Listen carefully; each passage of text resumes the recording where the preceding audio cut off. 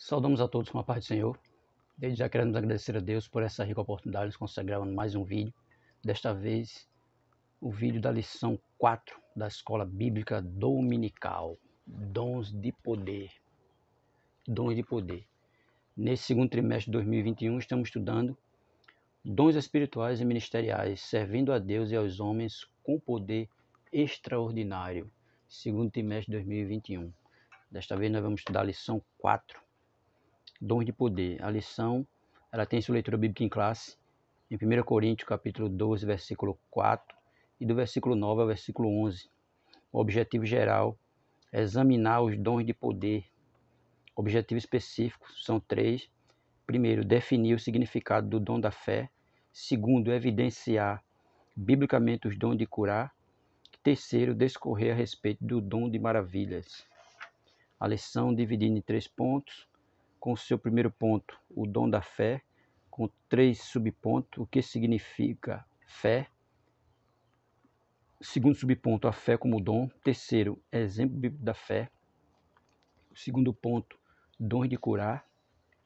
Com o seu primeiro subponto, o que são os dons de curar. O segundo, a redenção e as curas. O terceiro, a necessidade desses dons. E no terceiro ponto, o dom e a operação de maravilhas, com 3 subpontos. O primeiro, o dom de operação de maravilhas. O segundo, exemplos bíblicos. O terceiro subponto, distorções no uso dos dons de curar e de operações de maravilha. E a nossa introdução. E a nossa conclusão, que diga. A nossa leitura bíblica em classe. 1 Coríntios, capítulo 12. 1 Coríntios, capítulo 12, versículo 4 e versículo 9 a 11, que vai dizer assim: Ora, há diversidade de dons, mas o Espírito é o mesmo. Versículo 9. E a outro pelo mesmo Espírito a fé, e a outro pelo mesmo Espírito os dons de curar, e a outro a operação de maravilhas, e a outro a profecia, e a outro o dom de discernir os espíritos, e a outro a variedade de línguas, e a outro a interpretação das línguas. Mas um só e o mesmo Espírito opera todas essas coisas, repartindo particularmente a cada um como quer. Nosso texto áureo, que diz assim: a minha palavra e a minha pregação não consistiram em palavras persuasivas de sabedoria humana, mas em demonstração do Espírito e de poder, para que a vossa fé não se apoiasse em sabedoria de homens, mas no poder de Deus. 1 Coríntios capítulo 2, versículo 4 e 5. A nossa verdade prática, ela vai nos dizer assim: os dons de poder são capacitações especiais em situações que demandam a ação sobrenatural do Espírito Santo na vida do crente. Tá vendo? Nossa lição, dom de poder, lição 4. Agradecendo a Deus por essa rica oportunidade, agradecendo a você que se inscreve, está inscrito no canal, dizer muito obrigado, que você possa aí aprender um pouco mais da palavra de Deus. Tem aí um nomezinho vermelho, inscrever-se, não paga nada para se inscrever. Se não for inscrito, se inscreva, deixe sua curtida, que é de suma importância para nós, que fortalece cada vez mais o canal. Amém? Dizer a você muito obrigado, continue aí nos ajudando e, se possível, for indicando o canal a alguém. A nossa introdução, ela vai nos dizer assim: nesta aula trataremos dos dons de poder, dom da fé, dom de curar e dom de operação de maravilhas. Aqui a palavra poder significa autoridade, portanto, quando a Bíblia nos diz que o Senhor nos deu poder, significa que Ele nos conferiu autoridade. Assim sendo, os dons de poder são aqueles que mostram a soberania de Deus, a sua onipotência, a sua autoridade sobre as forças da natureza, sobre o ser humano, sobre os demônios. Esses dons são concedidos pelo Espírito Santo à igreja a fim de auxiliá-la na propagação do Evangelho, para que o nome do Senhor seja glorificado através dos dons de poder. A soberania de Deus sobre todas as coisas e a sua presença no meio da igreja são confirmadas. Jamais devem ser utilizadas para exaltação pessoal. Uma pergunta: sinceramente, você já viu de forma explícita alguém da igreja com este dom? Não. Se Jesus não mudou e os dons espirituais são para a igreja hoje, por que atualmente não vemos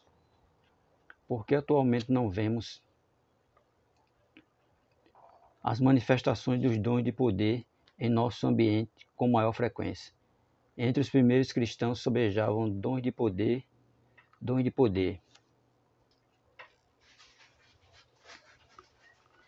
Hoje, mais do que nunca, a manifestação desses dons é imprescindível e essencial. Hoje, buscá-los com fervor. Primeiro ponto, o dom da fé. O dom da fé. 1 Coríntios capítulo 12, verso 9. O dom da fé é a capacidade que o Espírito Santo concede ao crente para este realizar coisas que transcendem a vida natural. Primeiro subponto, o que significa fé? Na Epístola aos Hebreus, lemos que a fé é o firme fundamento das coisas que se esperam e a prova das coisas que não se veem. Hebreus 11:1. Essa é a definição bíblica sobre a fé, pois mostra a total confiança e dependência em Deus. Aprendemos com o texto do capítulo 11 de Hebreus, conhecido como a Galeria dos Heróis da Fé, que Deus é poderoso para fazer todas as coisas, sendo a nossa fé em Deus fundamental às operações divinas entre os homens, porque a Bíblia deixa bem claro, né? Sem fé é impossível agradar a Deus. E o nosso segundo subponto, a fé como dom. A palavra fé traduz conceitos fundamentais, essenciais na revelação de Deus ao homem, através da sua palavra, e não é de admirar. Portanto, que a palavra tenha servido para expressar diferentes conceitos como dom. Os teólogos definem a fé como a capacidade que o Espírito Santo concede ao crente para este realizar coisas que transcendem a esfera natural da vida, objetivando sempre a edificação da igreja. De acordo com o teólogo Stanley Orton, esse dom é uma fé milagrosa para uma situação ou oportunidade especial. É essencial que saibamos distinguir os diversos significados que a palavra fé traduz. Vejamos alguns. Primeiro, a fé natural.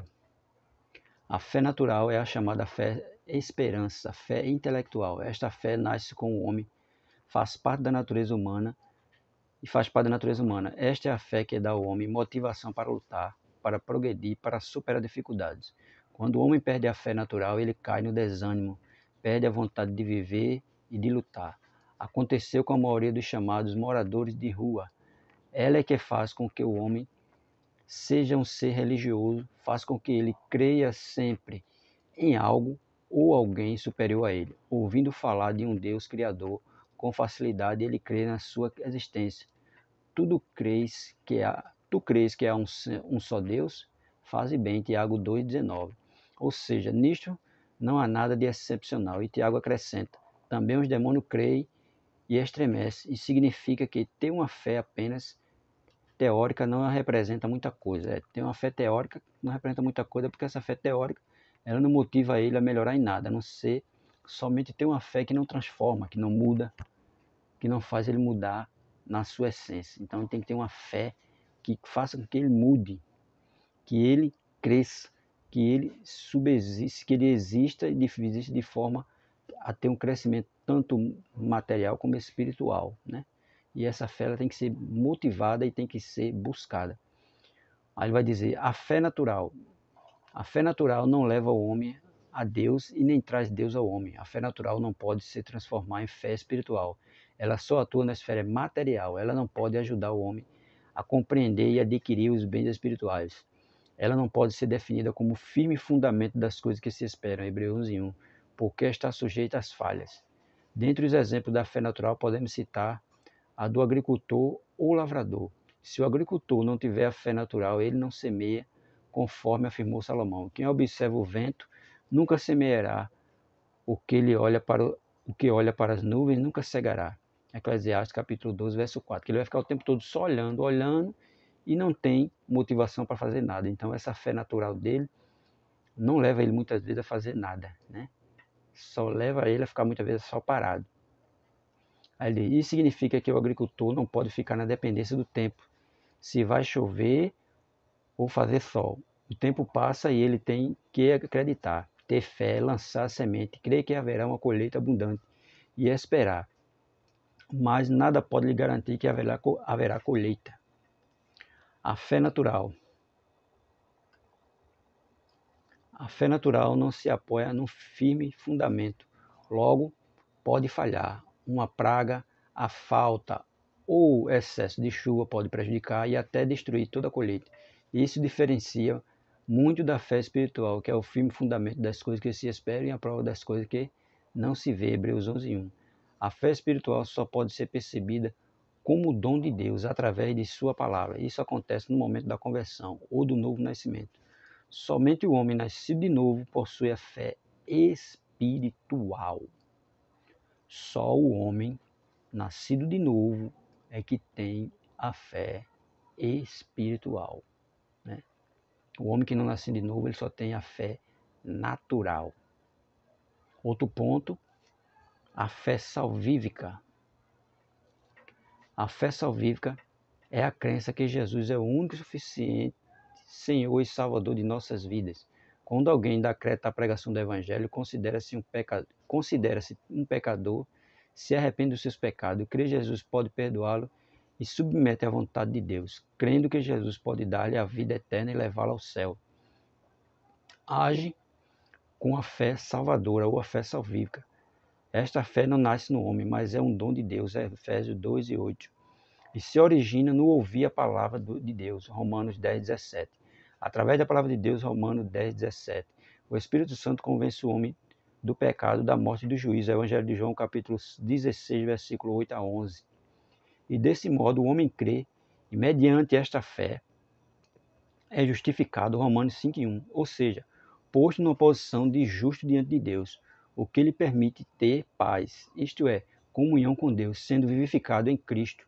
Esta fé é a que concede a salvação ao homem. Embora seja um dom de Deus, a fé salvífica precisa ser exercitada pelo crente para confirmar a sua salvação.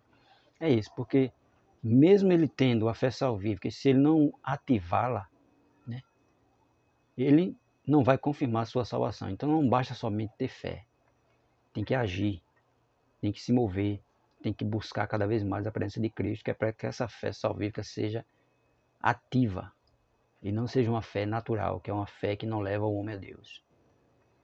A fé ativa é a confiança absoluta em alguém ou em algo. É precisamente este o significado em que se deve entender fé enquanto fé ativa. Esta fé é exercitada diariamente pelo salvo, após ter aceito Jesus como seu Senhor e Salvador.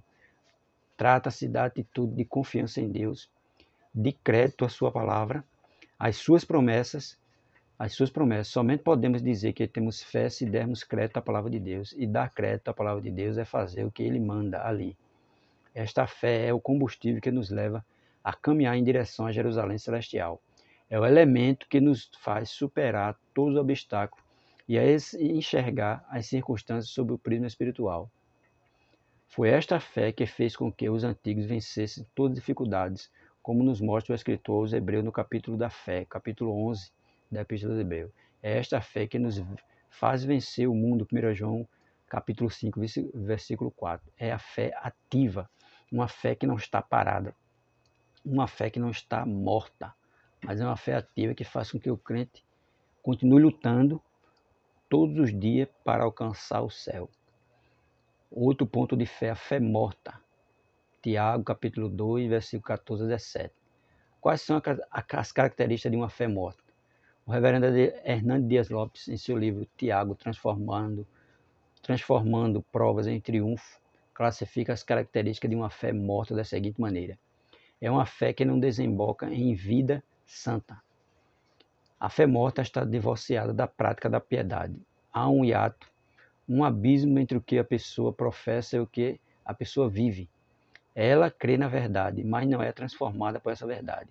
A verdade chegou à sua mente, mas não desceu ao seu coração. É um erro pensar que apenas recitar ou defender um credo ortodoxo faz de uma pessoa um cristão. Há sentimento intelectual apenas, não é fé salvadora. A fé que não produz vida, que não gera transformação, é a fé espúria. Mateus capítulo 7, versículo 21. Certo pastor, ao ser confrontado em razão de seu adultério, respondeu: E daí se estou cometendo adultério? Eu prego melhores sermões do que antes. Este homem está dizendo que enquanto ele acreditasse e pregasse doutrinas ortodoxas, não importava a vida que ele levava. Isso é fé morta, e Tiago ataca esse tipo de fé. As igrejas estão cheias de pessoas que dizem que creem, mas não vivem o que creem. Isto é, fé morta. Fé só da boca para fora. Não vivem o que pregam e não pregam o que vivem, né? Então é uma fé morta. Outro ponto de fé é uma fé meramente intelectual. A pessoa consente com certas verdades, mas não é transformada por elas. Em Tiago, capítulo 2, verso 14, Tiago pergunta: pode acaso semelhante fé salvá-lo? Quando Tiago usa a palavra semelhante, ele está falando de um certo tipo de fé, ou seja, a fé apenas verbal em oposição à fé verdadeira. Ainda nesse texto ele pergunta: que proveito há, meus irmãos, se alguém disser que tem fé e não tiver obras? A fé aqui descrita existe apenas na base da pretensão. A pessoa diz que tem fé, mas na verdade não tem. As pessoas com uma fé morta substituem obras por palavras. Elas conhecem as doutrinas, mas elas não praticam a doutrina. Elas têm discurso, mas não têm vida. A fé está apenas na mente, mas não na ponta dos dedos. É uma fé só de palavra. Outro ponto de fé é uma fé que não produz frutos dignos de arrependimento. Essa fé é ineficiente, inoperante e não produz nenhum resultado. Ela tem sentimento, mas não ação. Tiago ilustra a fé morta. Tiago capítulo 2, versículo 15 e verso 16. Um crente vem para a igreja usando roupas emprestadas e sem comida. Uma pessoa com uma fé morta vê essa situação e não faz nada para resolver o problema do irmão necessitado. Tudo o que ele faz é falar algumas palavras piedosas. Tiago 2,16. Deixar de ajudar o necessitado é fechar o coração ao amor de Deus. 1 João capítulo 3, versos 17 e 18. Na parábola do bom samaritano, o sacerdote e o levita podiam pregar sobre sua fé, mas não demonstraram a sua fé. Lucas 10, 31 e verso 32. Essa fé intelectual, inútil, incompleta e morta não salva ninguém. Ortodoxia sem piedade produz morte. Não podemos ser cristãos e ao mesmo tempo ignorar as necessidades dos outros. Não podemos ser indiferentes à necessidade do próximo e ainda professar que somos cristãos. Nosso terceiro subponto, essa aí foi a fé como dom. O nosso terceiro subponto do primeiro ponto, exemplos bíblicos do dom da fé. Quando guiou o povo de Israel na saída do Egito e aproximou do Mar Vermelho, já na iminência de ser destruído por Faraó, Moisés disse: não temais, estáis inquietos e vede o livramento do Senhor, que hoje vos fará, porque aos egípcios que hoje vistes, nunca mais vereis para sempre. O Senhor pelejará por vós e vos calareis. Moisés viu pela fé o livramento do Senhor antes de o fato acontecer. Esta é uma boa amostra bíblica de exercício do dom da fé, né? Porque a fé ela tem que ser exercitada, não só falada, mas também exercitada. Segundo ponto, dons de curar. O que são os dons de curar? Dons de curar, vai dizer aqui, são recursos. Primeiro subponto, o que são os dons de curar? São recursos de caráter sobrenatural para atuarem na cura de qualquer tipo de enfermidade. Por isso a expressão está no plural. Deus é quem cura. Ele concede os dons, segundo o conselho da sua vontade, sabedoria e no momento certo. No Antigo Testamento, o Todo-Poderoso se manifestou ao povo de Israel como Jeová Rafá, o Senhor que sara, Êxodo capítulo 15, verso 26 e Salmo 103, verso 3. A concessão desses dons à igreja deve-se à necessidade de o evangelho ser anunciado como uma mensagem poderosa ao não crente, que outrora não tinha fé, mas que agora passou a crer no evangelho, arrependendo dos seus pecados. Marcos capítulo 16, versículo 17 e 18, Atos capítulo 3, versículo 11 ao 26 e Atos capítulo 4, do 23 ao 31. A gente sabe que quem dá o dom é Deus, né? E ele dá a quem ele quer, da forma que ele quer. Então, se ele dá um dom para alguém orar por outro, colocar a mão enferma e ele ser curado, aí foi a vontade de Deus. Mas também ele pode não querer curar, porque tudo tem que estar dentro da sua vontade, né? E a gente sabe que no Antigo Testamento Deus se manifestou de várias formas, né? Tanto de cura, como de livramento, de salvação, e da mesma forma foi no Novo Testamento. Ele se manifestou de várias formas, e os dons de cura ainda existem ainda hoje, né? Tem pessoas que têm, a gente não conhece, mas tem pessoas que com certeza têm o dom de botar a mão em cima de alguém, orar e aquela pessoa ser curada, né? Mas isso tudo dentro da vontade de Deus. E o nosso segundo ponto, os dons de curar, tem a redenção e as curas. Após a queda, o ser humano passou a sofrer terríveis enfermidades, doenças degenerativas e facilmente morre. Consequência do pecado e da maldição da terra por causa do pecado do homem. Gênesis capítulo 3, versículo 17. Assim somos altamente vulneráveis a tal ponto de um vírus que é invisível dominar facilmente o corpo humano, levando à morte, caso não haja um imunizante poderoso para impedir a sua ação destruidora. É o que estamos vendo hoje, né, com a pandemia que está aí. Estamos vendo inúmeros crentes redimidos com o sangue de Cristo, fiéis, servos de Deus, ativos na obra do Senhor, serem mortos impiedosamente por um vírus. Por que isso está ocorrendo? Porque ainda não conseguimos a incorruptibilidade do nosso corpo. Nosso corpo ainda não foi transformado. Por isso estamos sujeitos a qualquer enfermidade. Estamos sujeitos à morte física. Apesar de sermos redimidos pelo sangue, pelo Senhor, através da obra expiatória efetuada por Jesus na cruz do Calvário, ainda aguardamos a redenção do nosso próprio corpo, Romano 8, 23. Que a gente sabe, né? Que quando Jesus voltar, nossos corpos serão transformados e vamos ter um corpo semelhante ao de Cristo. Então, as enfermidades não mais vão poder nos afetar. As enfermidades não vão mais destruir o nosso corpo, porque nós temos um corpo incorruptível. Mas enquanto nós estivermos aqui, estamos sujeitos a todo tipo de males. Portanto, enquanto estivermos aqui, estaremos sujeitos a doenças e à morte. Um dia os salvos se revestirão de incorruptibilidade. 1 Coríntios capítulo 15, verso 54. Por enquanto, embora Jesus tenha poder para nos curar, segundo a sua vontade, 1 João capítulo 5, verso 14 e Mateus capítulo 6, verso 9 e 10, estamos sujeitos a enfermidades. Os pregadores da saúde perfeita sempre exigem a cura e dizem que o Senhor cura sempre, pois a saúde é um direito do crente. Se isto é verdade, então por que Eliseu morreu em decorrência de uma enfermidade? 2 Reis capítulo 3, verso 14. Por que Timóteo e Trófimo não foram curados? 1 Timóteo capítulo 5, verso 23 e 2 Timóteo capítulo 4, verso 20. Se a saúde é um direito do crente, por que ele fica doente? No Salmo 41, verso 3 está escrito: o Senhor sustentará no leito de enfermidade. Tu renovas a sua cama na doença. O fato de a saúde fazer parte do plano de Deus para a salvação não significa que a doença venha a ser erradicada da vida de todo aquele que aceita a Jesus Cristo como Senhor e Salvador da sua vida. Assim como o fato de ser salvo não nos livra da morte física.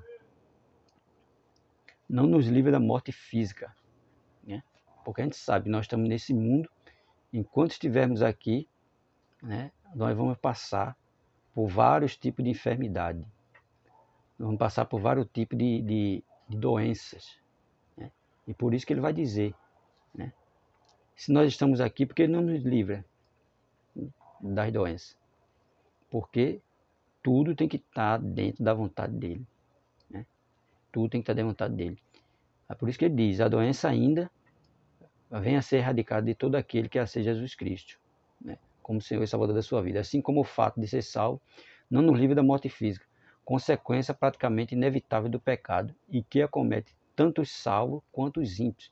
Assim também não estamos imunes à doença. Enquanto não recebemos o novo corpo imortal e incorruptível, estaremos sujeitos a toda sorte de doença. Enquanto nós estivermos aqui no mundo, nós vamos estar sujeitos a todo tipo de males. A todo tipo de males. Só vamos ficar livre quando Jesus voltar, né? Quando Jesus voltar, aí sim é que ele vai nos livrar de todo tipo de doença. Nós vamos receber um corpo incorruptível, que não vai sofrer com nada. E no terceiro subponto do segundo ponto, dons de curar, ele vai dizer aí, a necessidade desses dons. Os dons de curar são necessários à igreja. Na atualidade, no mundo incrédulo, em que a medicina se desenvolve rapidamente, O ser humano pensa que pode superar a Deus. A humanidade precisa compreender a sua limitação e convencer-se da sublime realidade de um Deus todo-poderoso que, em sua misericórdia e amor, concede sabedoria a homens e mulheres para multiplicar o conhecimento da medicina, visando o bem-estar de todos. Né? Quando os dons de curar são manifestações de poder sobrenatural que o Espírito Santo coloca à disposição da Igreja de Cristo, para que a humanidade reconheça que Deus tem o poder de sanar todas as doenças. É verdade. Deus, ele tem o poder de sanar todas as doenças. Né? O homem, ele não tem poder para nada. Mas Deus é quem dá sabedoria ao homem para ele desenvolver vários remédios, vários medicamentos para que combater as doenças. Mas tudo isso é dom de Deus. O dom da cura é o dom de Deus. Não é do ser humano, é o dom de Deus. E o nosso terceiro ponto ele vai falar aí, o dom de operações de maravilha. O dom de operação de maravilhas, primeiro subponto, este dom realiza obras extraordinárias além do poder humano. O dom de operação de maravilha altera a ordem natural das coisas consideradas impossíveis e impensáveis, né? Porque é um dom, né, que transcende a sabedoria humana. Transcende a sabedoria humana. E a gente vê que não é uma coisa do homem, é de Deus. Porque é um dom que vai além, né, do homem. Coisas que parecem impossíveis para o homem, para Deus não é nada. Coisas que ele está dizendo aqui impensáveis para o homem, para Deus também não é nada. Né? E por isso que ele diz, o dom de operação de maravilha. Aquilo que a gente espera que não vai acontecer, Deus faz com que aconteça. E o nosso segundo ponto ele vai dizer aí, exemplos bíblicos. O ministério terreno de Jesus foi marcado por operações de maravilha. O bom mestre repreendeu o vento e o mar, e este logo se aquietaram. Mateus capítulo 8, versículo 23 a 27. O nosso Senhor atestou por muitas vezes o seu poder sobre a natureza criada para a sua glória. 1 João 1 e 3. Podemos destacar outro exemplo de operações de maravilha no ministério de Jesus. A ressurreição do filho da viúva de Naim, Lucas 7, do 11 a 17. A ressurreição da filha de Jairo, Marcos 5, do 21 ao 43. A ressurreição de Lázaro, morto havia 4 dias, João 11, do 1 ao 45. Nosso Senhor tem todo o poder sobre a morte, pois para ele nada é impossível, Lucas 1, 37. Nosso Deus não mudou. O Pai Celestial deu dons à sua igreja a fim de que ela atue no mundo moderno com poder e graça. Para Deus nada é impossível. A pessoa está morta, mas pode ser ressuscitada se estiver dentro da vontade de Deus. Uma está com a enfermidade e ele pode ser curado se estiver dentro da vontade de Deus. Para Deus nada é impossível. E o nosso terceiro subponto do terceiro ponto, o dom de operação de maravilha. Distorções no uso dos dons de curar e de operações de maravilhas. Nunca houve tanta distorções no uso dos dons de poder, principalmente no campo de curas, como atualmente. Muito exagero tem sido manifestado nas igrejas locais e até mesmo nos meios de comunicação televisionados. No afã de deixar o pregador famoso com suas palhaçadas, infelizmente muitos pregadores neopentecostais inescrupulosos manipulam esses dons para obterem lucros financeiros e enriquecimento pessoal. Isto envergonha o nome de Jesus e mancha a idoneidade da igreja na sociedade. Quem procede desta forma está suscetível ao juízo de Deus, que virá no tempo próprio. Não se pode deixar de valorizar a cura divina nesta caminhada da igreja, porém deve ter como meta a glorificação a Deus, Mateus 28, 19 e 20. Jamais a promoção humana. Portanto, o cristão não tem autorização divina para determinar, decretar ou exigir a cura dos enfermos. Nossa responsabilidade é orar, pedindo a cura, impondo as mãos sobre os enfermos, para que eles sejam curados. Marcos 16, 18. Claro, nós não temos autoridade para nada. Toda autoridade foi dada a Jesus Cristo, no céu, na terra e embaixo da terra. Toda autoridade é dele. O crente ele vai só orar, pedindo a misericórdia de Deus na vida daquele que está enfermo, mas ele não tem autoridade para nada. Como discípulo de Cristo, devemos rogar ao Pai, buscando de todo o nosso coração para curar os doentes, pois a palavra de Deus recomenda que oremos pelos enfermos, Tiago 5, verso 14. Se for a vontade de Deus, se for para a sua glória, Ele vai curar o enfermo.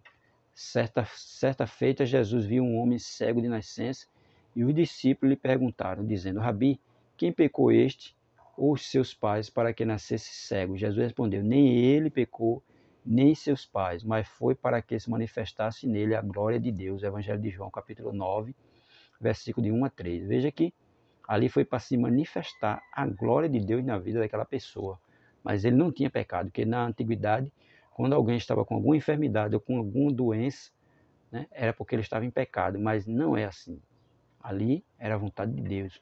E aquele homem nem tinha pecado ele nem a sua família, mas foi só para se manifestar a glória de Deus na vida dele. Aqueles que pregam a cura divina não podem esquecer que o maior milagre continua sendo a salvação das pessoas, né?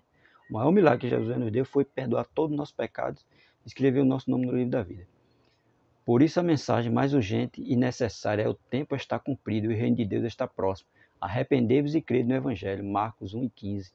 Portanto, conscientizemos-nos da seguinte realidade: quem opera a cura e as maravilhas é o Senhor, não o homem. Por isso não podemos agendar dias nem marcar horário para a sessão de curas. Além disso, é bom saber que quando oramos, nem todos são curados. A cura é um ato eminente divino e Deus cura quem e quando lhe apraz. Há momentos que a resposta de Deus em relação à cura é negativa. E quando isso acontece, devemos aprender a lidar com a sabedoria divina. Mesmo homens de fé como Moisés e Paulo deixaram de ter suas orações atendidas. Deuteronômio capítulo 3, versículo 26 e 2 Coríntios 12, verso 8 a 9. Deus ouviu a oração deles, mas no caso específico de Paulo,